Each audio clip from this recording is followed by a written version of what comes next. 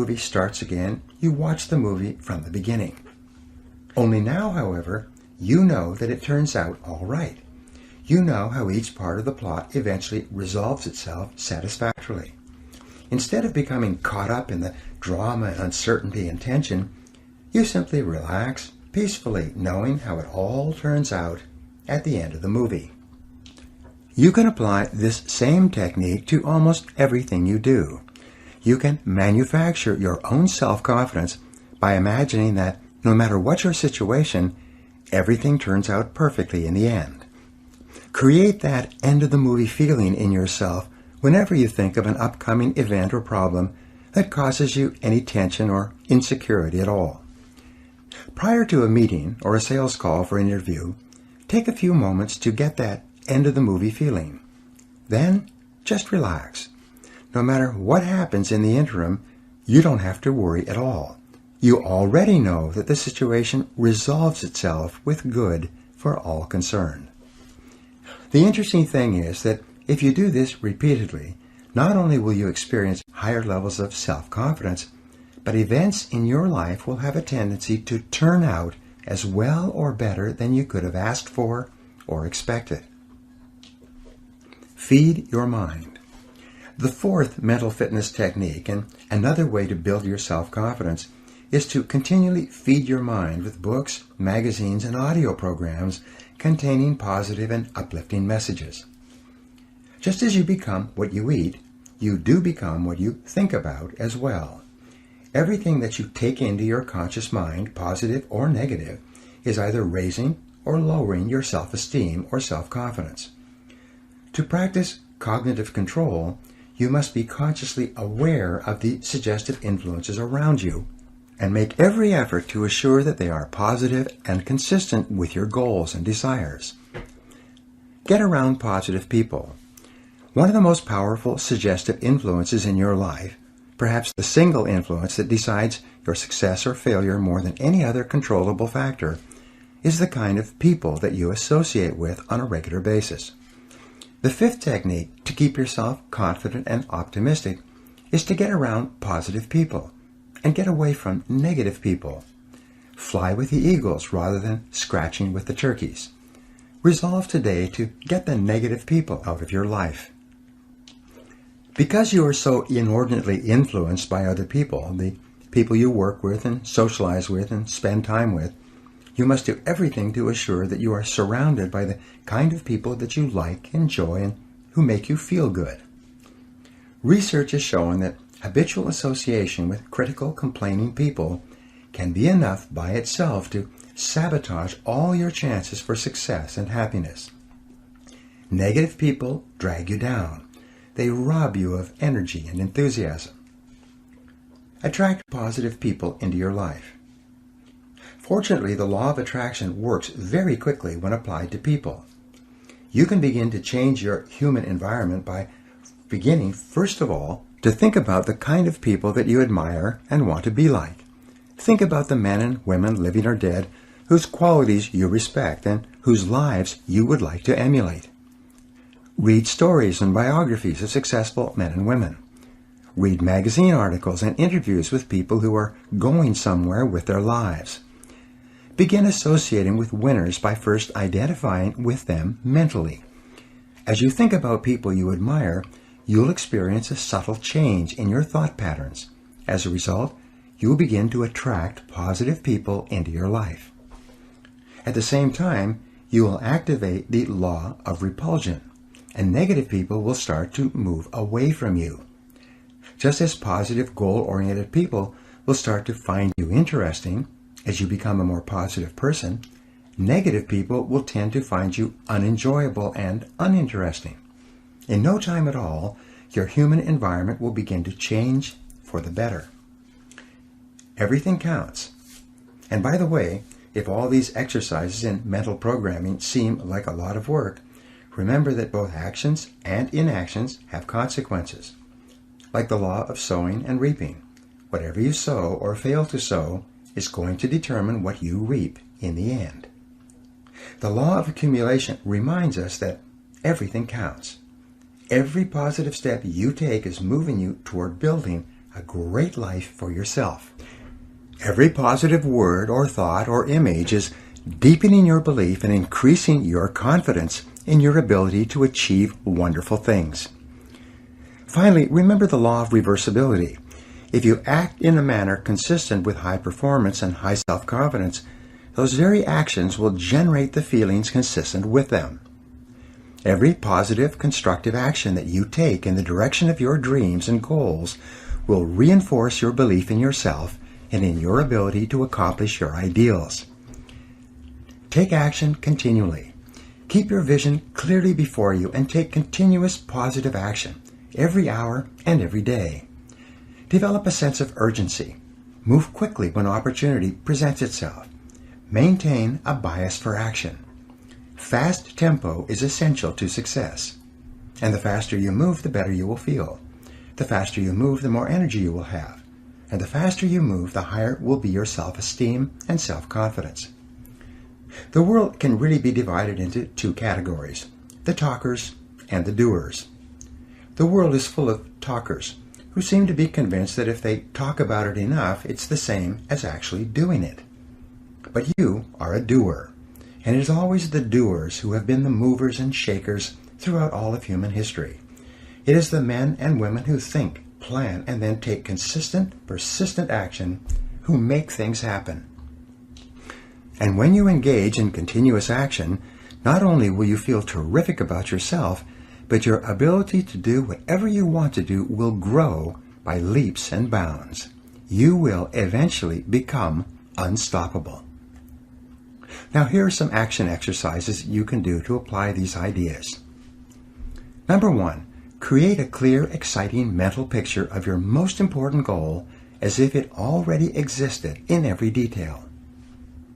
Number 2, each day, act as if you were already the positive, self-confident, successful person that you're going to be.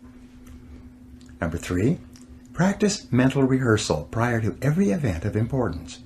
Close your eyes, take a deep breath, create a mental picture of complete success, and get the feeling of calmness and confidence that you desire.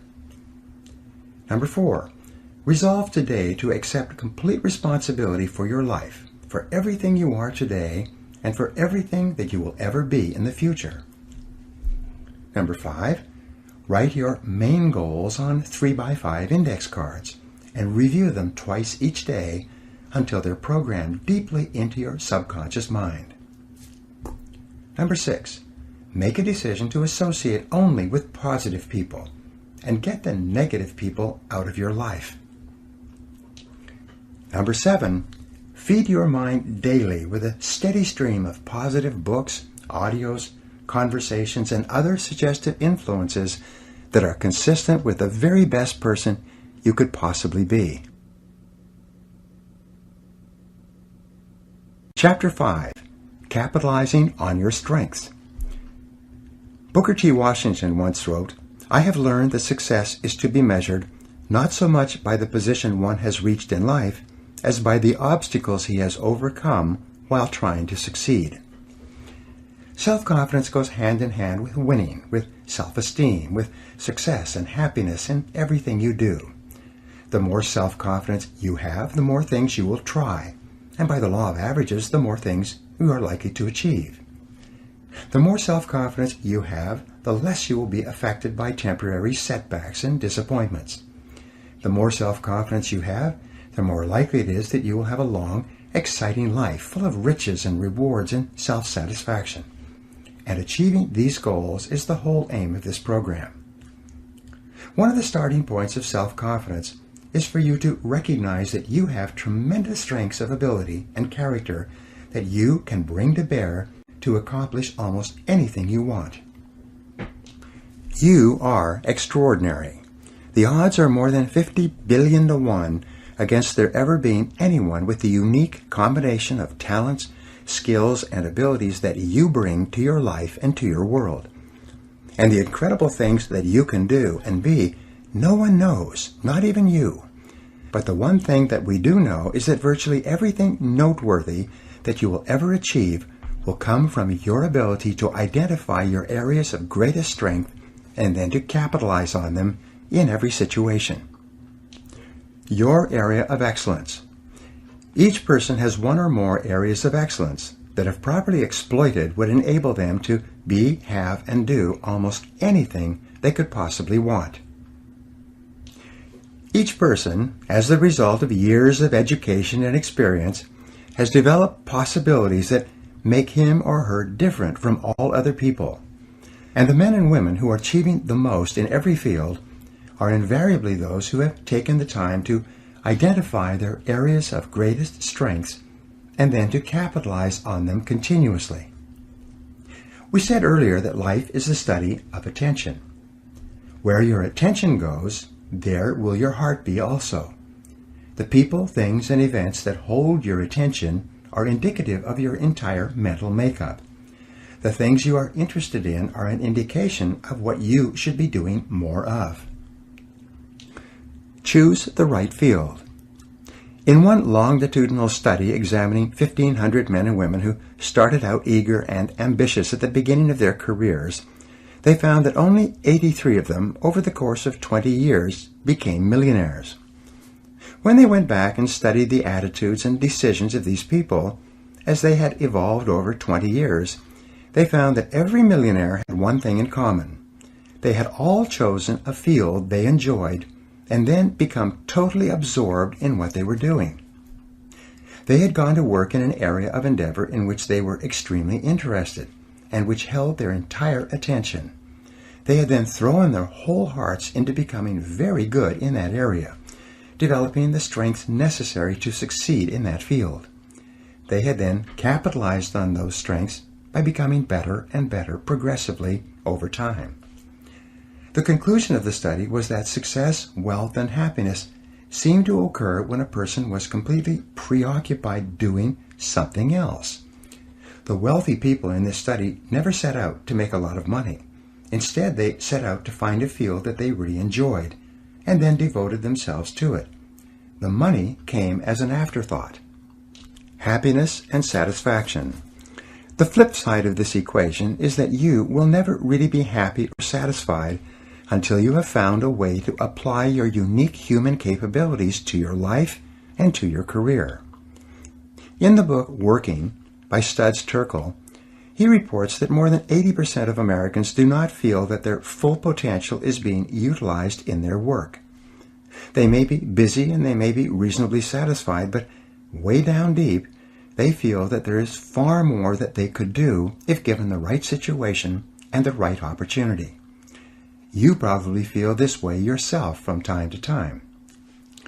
This is called the feeling of divine discontent. It is a feeling of uneasiness and dissatisfaction that arises whenever you are not fully challenged by what you are doing. To enjoy high levels of self-confidence and self-esteem, you must be working at the outer edge of your envelope. You must be stretching your capabilities continually. You must have a feeling that you are growing day by day with the challenges that your work is putting on you. Without that feeling of challenge and growth, you'll experience a nagging discontent. And this is a good sign.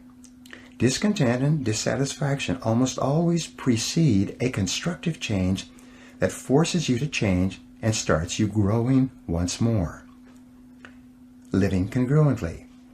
In Chapter 1, we spoke about how important values are to your self-confidence. Men and women with clear values who are living their lives consistent with their highest aspirations are those who have a deep-down sense of self-confidence and well-being. We also said that the most important value you can have is the value of integrity. Integrity is the value that guarantees all the others. Having integrity means that you will not compromise on what you believe to be right in any area. Integrity is absolutely essential if you want to capitalize on your strengths. It means more than anything looking at yourself honestly and making your decisions based on the fact that you are an extraordinary human being. Your feelings are very valuable clues to your choices and behavior. Your peace of mind and personal satisfaction is perhaps the most accurate guide you will ever have to doing what is right for you. Courage is essential. In combination with integrity, courage is the most important quality you can have if you want to be happy and self-confident.